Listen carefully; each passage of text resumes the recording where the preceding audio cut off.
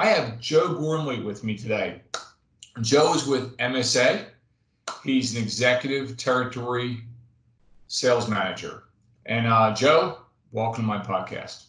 Hey, Bill, thanks for having me. I've been tuning in, watching with much delight, and glad to get on here.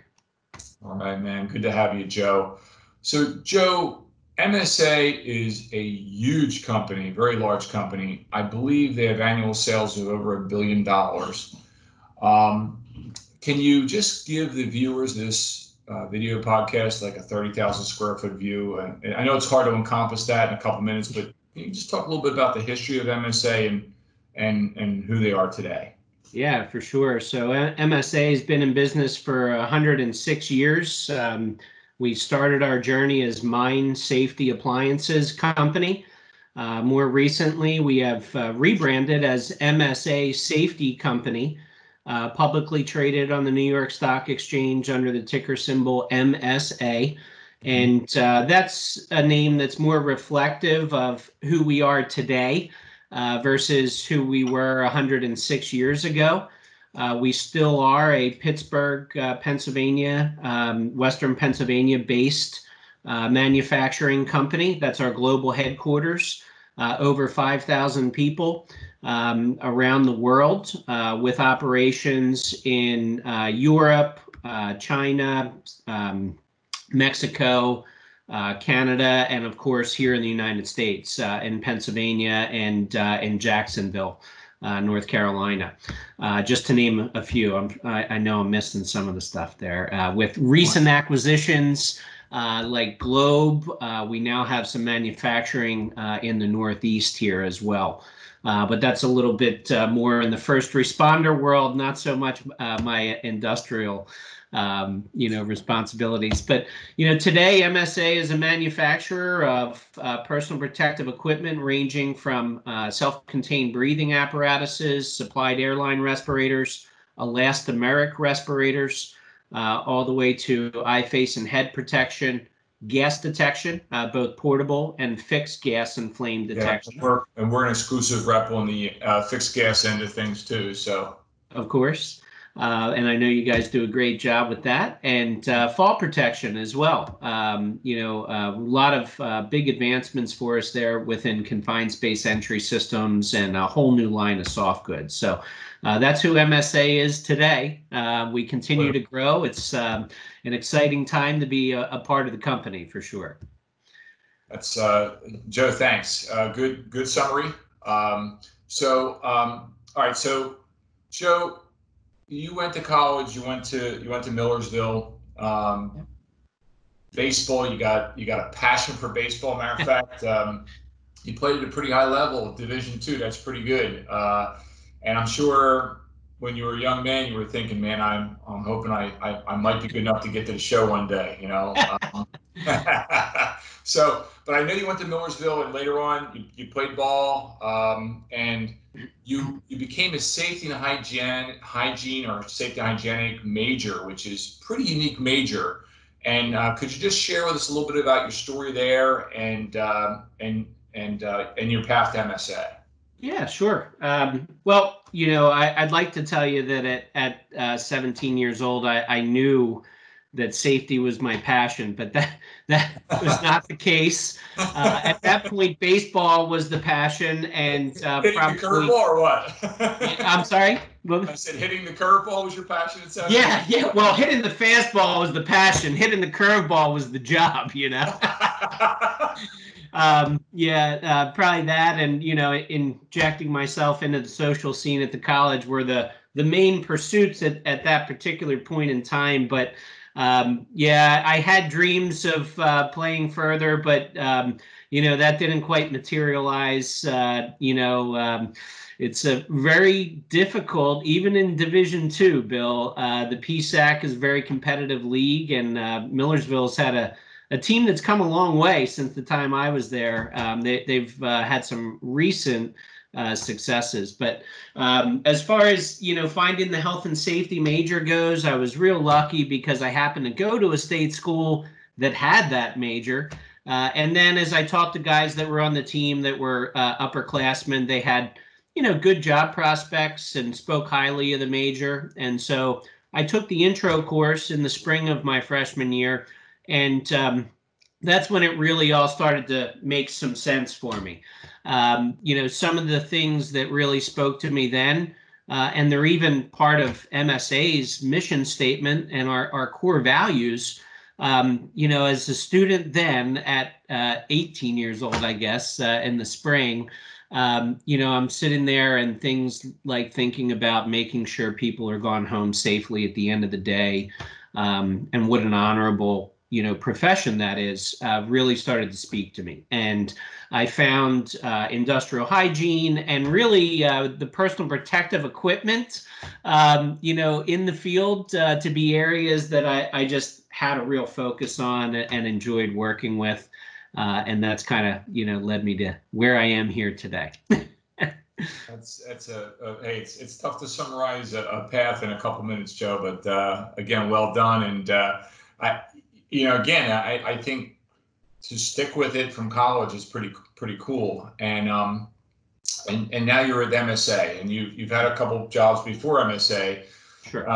And now you've been with MSA, I think, for over 15 years, if I remember correctly. That's correct. Yep. And so now you're with MSA, and what is your current role with MSA, Joe? I know I've been working with you for years now. We make a handful of sales calls together a year. Maybe tell the folks watching this podcast what Joe Gormley does. Yeah, for sure. Well, as you mentioned, I had a few positions before I came to MSA. I did spend some time working on-site health and safety in both the pharmaceutical and PVC manufacturing fields before getting into protective equipment sales. And as a territory sales manager for MSA, I'm assigned geography.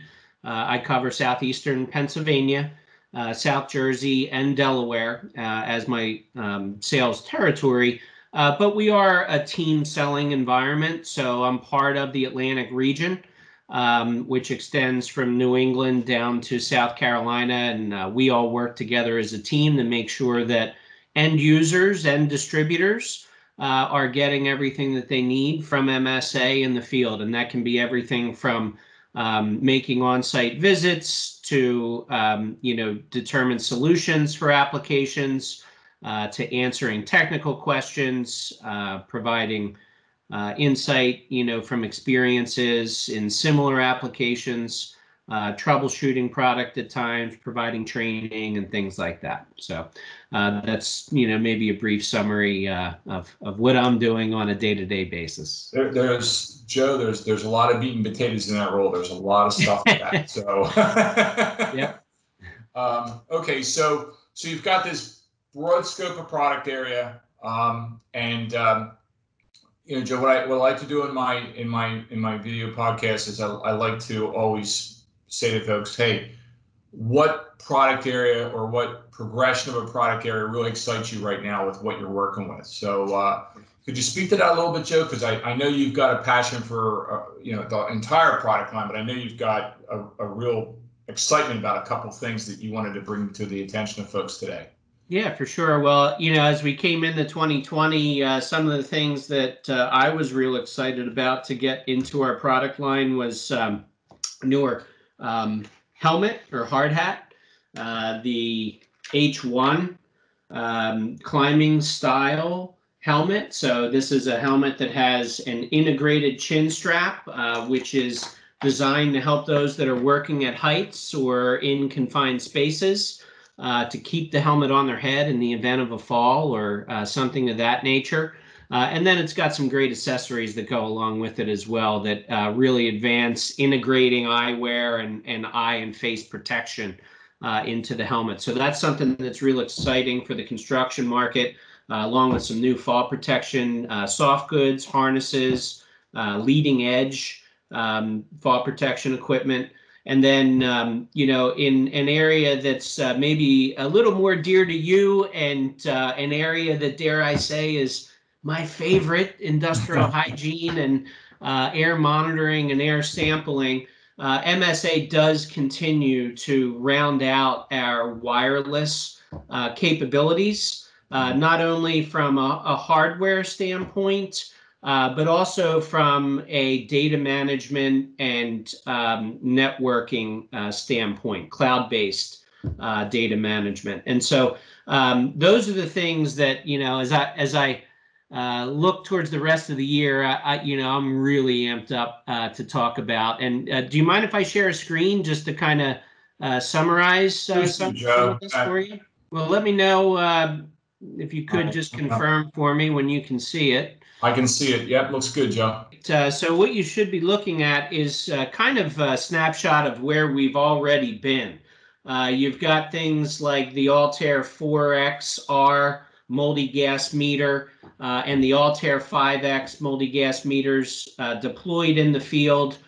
They can locally connect to handheld device that reads those readings via Bluetooth, but then also transmits that information via cellular to remote login location. You could be anywhere as long as you've got the sign-in credentials, and you can actively see what is going on in the field.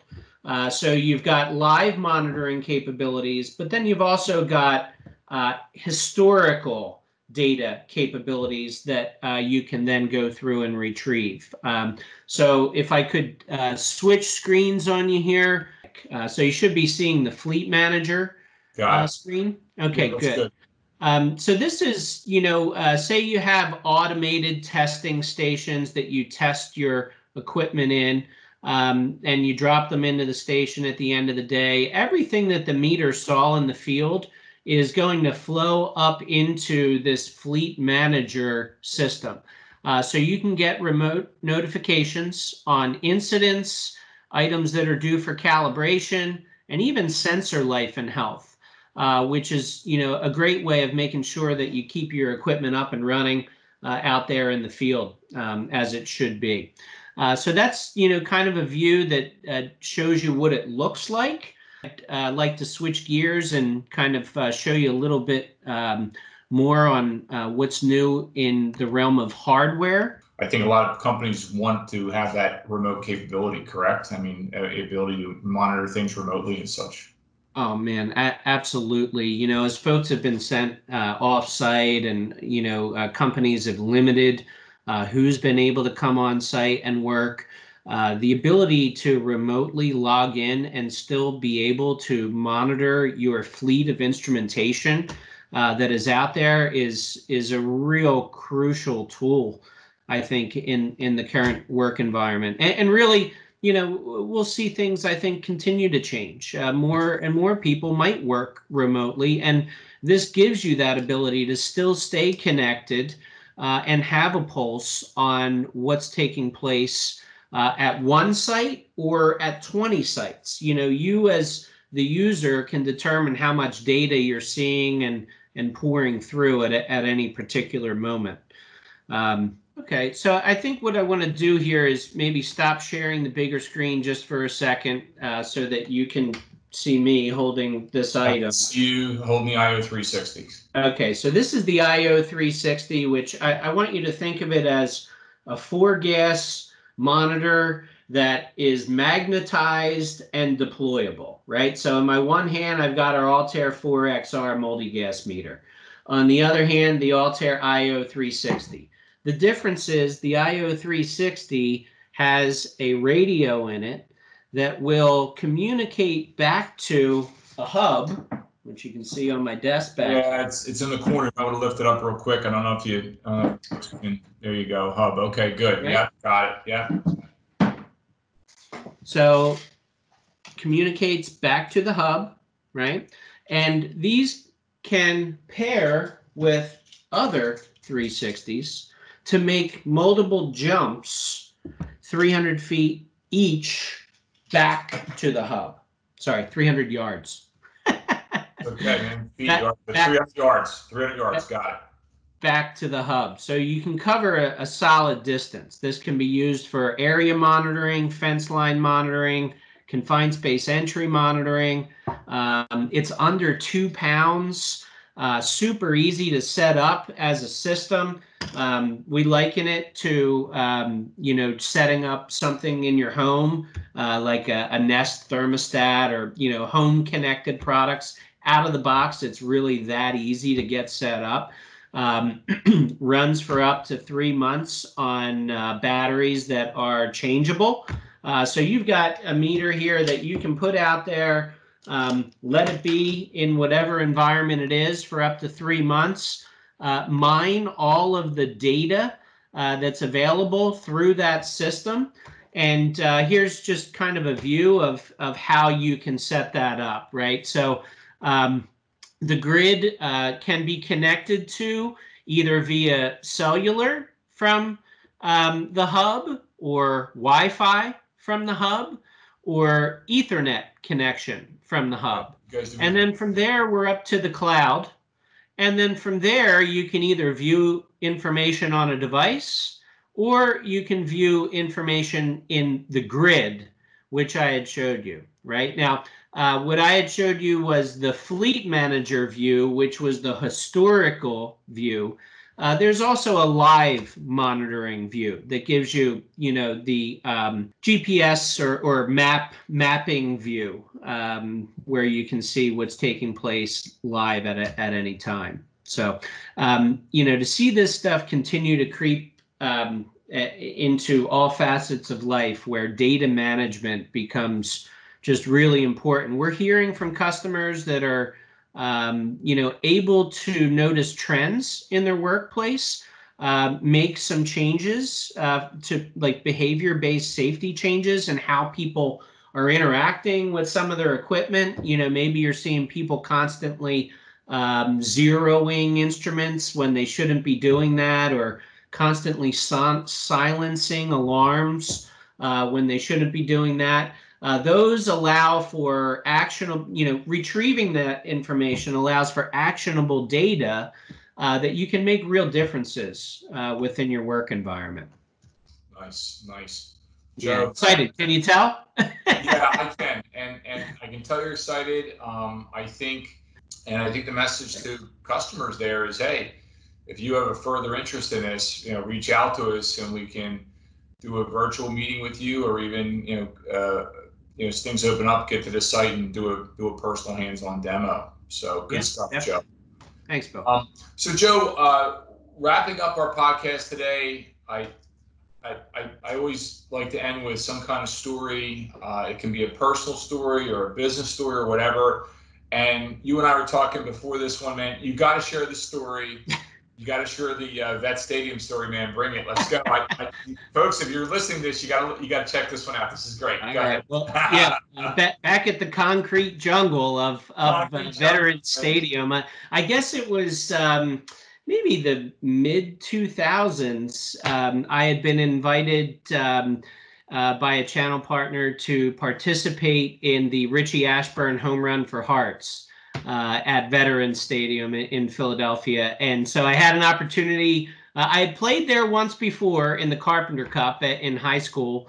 And so this was my second time to actually get down on the field. But I was able to park one at the Vet. I put it into the left field bullpen right off of, I think it was a Bud Light sign. If I'm, they had those discs out there off the Bud Light disc in the left field pen. And but yeah, I had a lot of fun. As a result of that, I actually the Phillies hooked me up for being a home run hitter with a bat that had my name engraved on it. Gave me tickets to a game, and I was up in the suites. The only time I ever sat in the suite at the Vet, and got to shake John Kruk's hand. While I was up there in the suite, had him sign my ticket and everything. So yeah, it's a pretty cool experience. That's a great experience, man. I'm so thank you for sharing that, because hey, there's not many people out there who can say they put one out in the Vet. That's cool. Joe, thanks for sharing that with us. That's a great story, man. Thank you. Sure thing, Bill. Glad to be here, and a lot of fun to talk to you. Thanks for having me on. You're very welcome. Thanks for joining me, Joe. And folks, that's Joe Gormley with MSA. For the folks that have MSA requirements, please reach out to us at Eastern Controls. We'd love to help you. Joe Gormley, thanks again for joining us, or joining me. And keep those thumbs up coming, folks, and we'll keep on bringing the content.